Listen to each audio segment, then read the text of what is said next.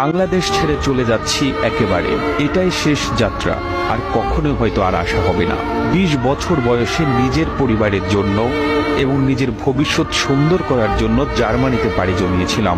আজ থেকে ঠিক 15 বছর আগে ঢাকায় দুটি ফ্ল্যাট কিনেছিলাম আমার নিজের টাকায়, একটা আমার মায়ের নামে আর একটা আমার স্ত্রীর নামে। আমার মা আবার ফ্ল্যাট আমার ছোট ভাইয়ের নামে লিখে দিয়েছে।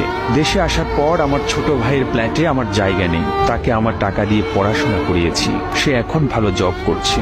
আর আমার স্ত্রী আমার কেনা টাকা দিয়ে ফ্ল্যাটে আমাকে ঢুকতে দেয়নি, আমাকে দরজা থেকে কুকুরের মতো তাড়িয়ে দিয়েছে। সে আমাকে তালাক দিয়েছে বিনা কারণে। ঠিক বিনা কারণে বলা যাবে না, সে অন্য আরেকজনের সঙ্গে সম্পর্ক জড়িয়েছে। বাংলাদেশে 20 দিনের মতো হোটেলে ছিলাম, আর আপন মানুষের প্রতারণাগুলো মুখ বুঝে সহ্য করলাম। টাকার কাছে সবকিছু অসহায়। নিজের রক্তের বেঈমানি, তার উপরে নিজের আপন স্ত্রীর বেঈমানি, সবকিছু আমাকে বিপর্যস্ত করে ফেলেছে, মেন্টালি ভেঙে টুকরো টুকরো করে ফেলেছে। যে মানুষগুলোর জন্য জীবনে এতগুলো বছর নষ্ট করলাম, বিদেশে থেকে এত কিছু করলাম, সেই মানুষগুলো আমাকে টিস্যু পেপারের মতো ব্যবহার করে ছুঁড়ে ফেলে দিয়েছে।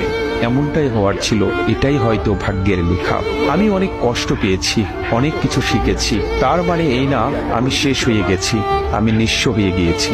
এরকম ফ্ল্যাট আরো 10টা কেনার সামর্থ্য সৃষ্টিকর্তা আমাকে দিয়েছে, কিন্তু কোনো লোভ দেয়নি, কোনো অহংকার দেয়নি। কারো প্রতি কোনো অভিযোগ নেই, কোথাও কোনো বিচার দেব না। বিচার এক জায়গায় দিয়ে রেখেছি, তিনি নিশ্চয়ই সবকিছুর ঊর্ধ্বে নিরপেক্ষ বিচারক।